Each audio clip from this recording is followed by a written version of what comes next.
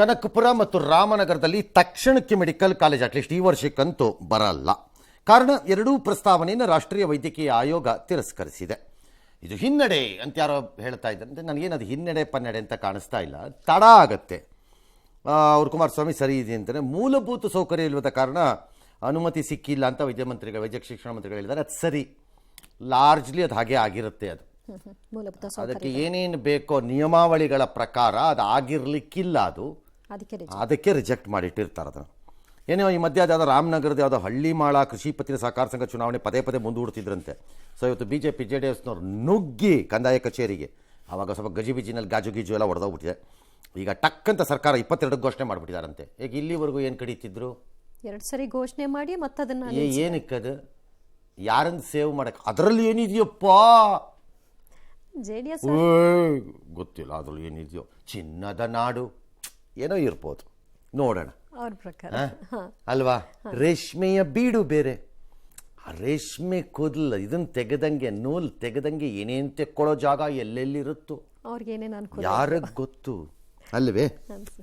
S,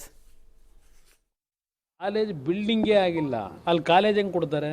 ನಾನು ಅದ್ರ ಬಗ್ಗೆ ತಕರಾರೇನಿಲ್ಲ, ಅದೆಲ್ಲ ಮುಂದೆ ಎಲ್ಲೆಲ್ಲಿಗೆ ಹೋಗುತ್ತೆ ನೋಡೋಣ. ಇಲ್ಲ, ರದ್ದಾಗಿಲ್ಲ, ಪರ್ಮಿಷನ್ ಸಿಕ್ಕಿಲ್ಲ. ಕನಕಪುರ ಮತ್ತು ರಾಮನಗರಕ್ಕೆ ಅವರು ಪರ್ಮಿಷನ್ ಕೊಟ್ಟಿಲ್ಲ.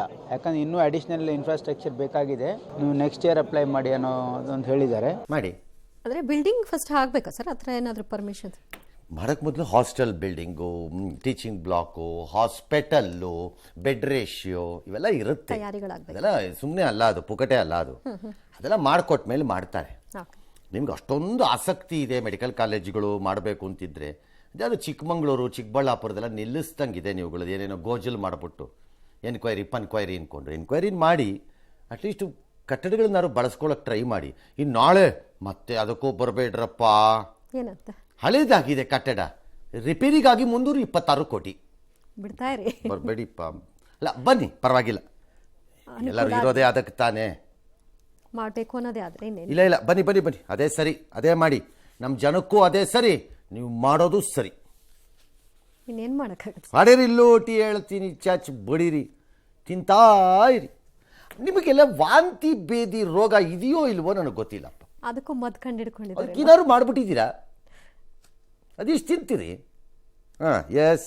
ಮೂಡ ಹಗರಣ ಸಂಬಂಧ ಸಿಎಂ ವಿರುದ್ಧ ಮೈಸೂರಿನ ವಿಜಯನಗರ ಪೊಲೀಸ್ ಠಾಣೆಗೆ ಸಾಮಾಜಿಕ ಕಾರ್ಯಕರ್ತರೊಬ್ಬರು ದೂರನ್ನ ಕೊಟ್ಟಿದ್ದಾರೆ. ನಕಲಿ ದಾಖಲೆಯನ್ನ ಸೃಷ್ಟಿ ಮಾಡಿ ಕೋಟ್ಯಾಂತರ ಬೆಲೆಯ ನಿವೇಶನ ಪಡೆದಿದ್ದಾರೆ ಅನ್ನೋದು ಆರೋಪ. ಸಿಎಂ, ಅವರ ಪತ್ನಿ ಬಾಮೈದ ಹಾಗೆ ಭೂ ಮಾಲೀಕನ ಹೆಸರನ್ನ ಉಲ್ಲೇಖ ಮಾಡಲಾಗಿದೆ.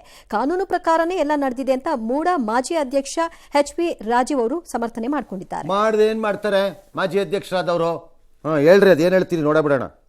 ಸುಪ್ರೀಂ ಕೋರ್ಟ್ನ 5 ಬೆಂಚಿನ ತೀರ್ಪು ಮತ್ತು ಸುಂದರಮ್ಮ ಪ್ರಕರಣ, ಬೆಳ್ಳಿಯಪ್ಪ ಪ್ರಕರಣ ಮತ್ತು ಇನ್ನೂ ಹಲವಾರು ಜಡ್ಜ್ಮೆಂಟ್ಗಳು, ತೀರ್ಪಿನ ಇದ್ರ ಮೇರೆಗೆ ನಾವು ಪ್ರಾಧಿಕಾರಕ್ಕೆ ಮುಂದೆ ಇನ್ನಷ್ಟು ಆಪತ್ತು ಬರೋದನ್ನ ತಡೆಯುವ ದೃಷ್ಟಿಯಲ್ಲಿ ಪ್ರಾಧಿಕಾರಕ್ಕೆ ನಷ್ಟ ಉಂಟಾಗದ್ರಿಂದ ತೀರ್ಮಾನ ಆಗಬೇಕು ಅನ್ನೋ ದೃಷ್ಟಿ. ಬುರುಡೆ ಬಿಡಬೇಡ್ರಿ, ಸುಮ್ಮನೆ ಬೇರೆ ಬೇರೆ ಸುಮ್ಮನೆ ಬುರುಡೆ ಬಿಡ್ತಾ ಇದ್ದಾರೆ ಕುತ್ಕೊಂಡಲ್ಲಿ.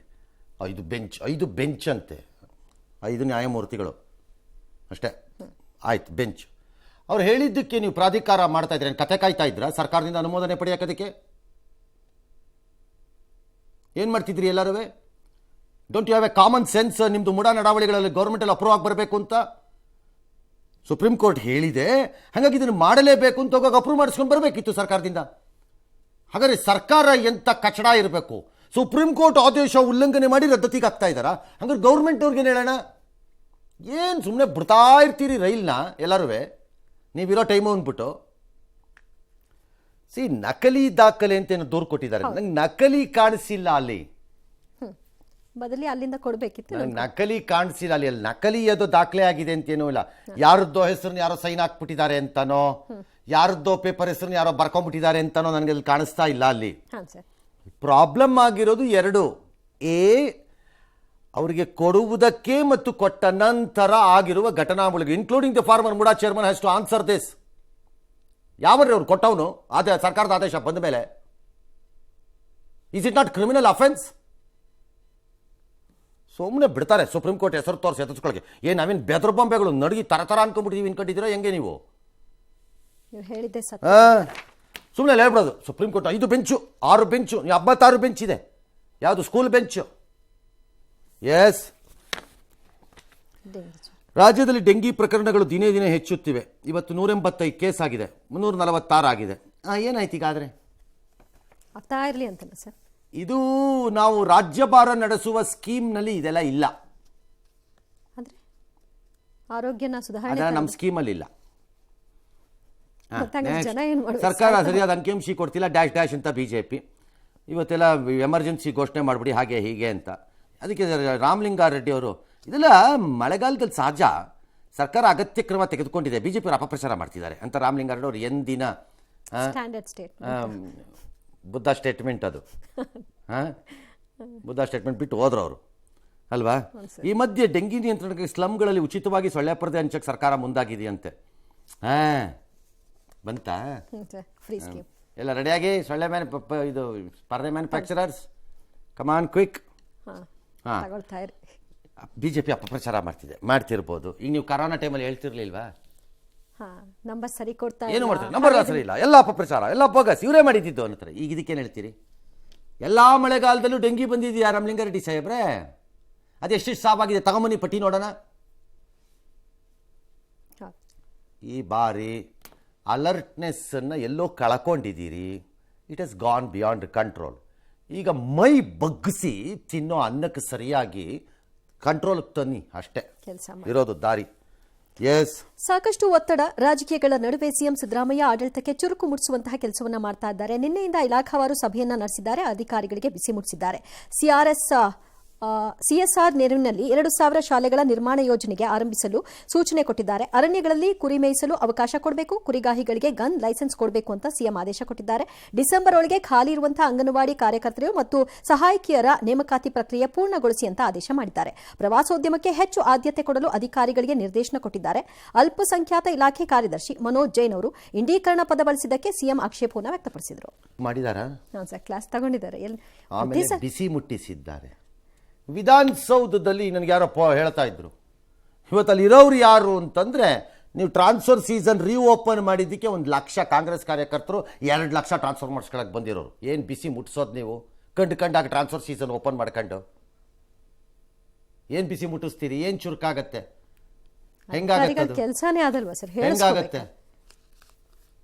ವಿಧಾನಸೌಧಕ್ಕೆ ಬಂದು ನಿಮ್ಮ ಕಾರಿಡಾರ್ಲ್ಲಿ ಓಡಾಡೋಕ್ಕೆ ಜಾಗ ಇಲ್ವಂತೆ, ಅಲ್ಲಿ ನೆಟ್ಟಿಗೆ ಬರೀ ಇವರೇ ಇದಾರಂತೆ, ಜನ ಅಲ್ಲ. ಟ್ರಾನ್ಸ್ಫರ್ ಮಾಡಿಸ್ಕೊಳ್ಳೋರು, ಮಾಡಿಸ್ಕೊಡೋರು, ನಾ ಮಾಡಿಸ್ಕೊಡ್ತೀನಿ ಅಂತ ಕರ್ಕೊಂಬಂದಿರೋರು ಎಲ್ಲ ಇವೆಲ್ಲ ಸರ್ವಿಸ್ ಏಜೆನ್ಸೀಸ್ ಇರುತ್ತೆ. ಪಾಪ ಅವರೆಲ್ಲ ಬರಬೇಡ್ವೆ? ಇದಕ್ಕೂ ಸರ್ವಿಸ್ ಇದೆ. ಎಲ್ಲ ಸುಮ್ಮನೆ ಫ್ರೀ ಮಾಡೋಕ್ಕಾಗತ್ತಾ? ಸರ್ವಿಸ್ ಇರಲ್ವಾ?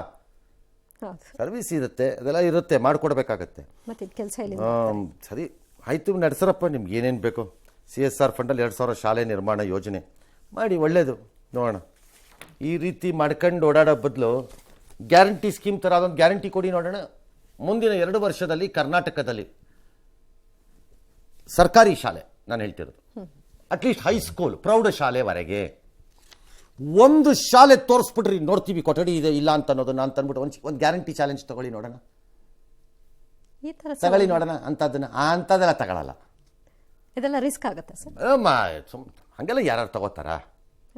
ಸಲೀಸಾಗಬೇಕು, ಕೆಲಸಗಳು ಸಲೀಸಾಗಿರಬೇಕು, ಬೆವರು ಇಳಿಬಾರ್ದು. ಸ್ವಲ್ಪ ಹೆಚ್ಚಿಗೆ ಮಾತ್ರ ಅದೆಲ್ಲ ಬಿಜೆಪಿ, ಅದೆಲ್ಲ ಅಪೋಸಿಷನ್, ಇಲ್ಲ ಮೀಡಿಯಾನವ್ರು, ಎಲ್ಲ ಮೀಡಿಯಾನವ್ರದ್ದು. ಅವ್ರೇನು ಮಾಡಿದ್ರು ಅಂದ್ಬಿಡೋದು, ಮೀಡಿಯಾನವ್ರು ನೀವೇನು ಮಾಡ್ತಿದ್ರಿ ಅಂದ್ಬಿಡೋದು, ಅಷ್ಟೇ, ಮುಗೀತು ಕತೆ.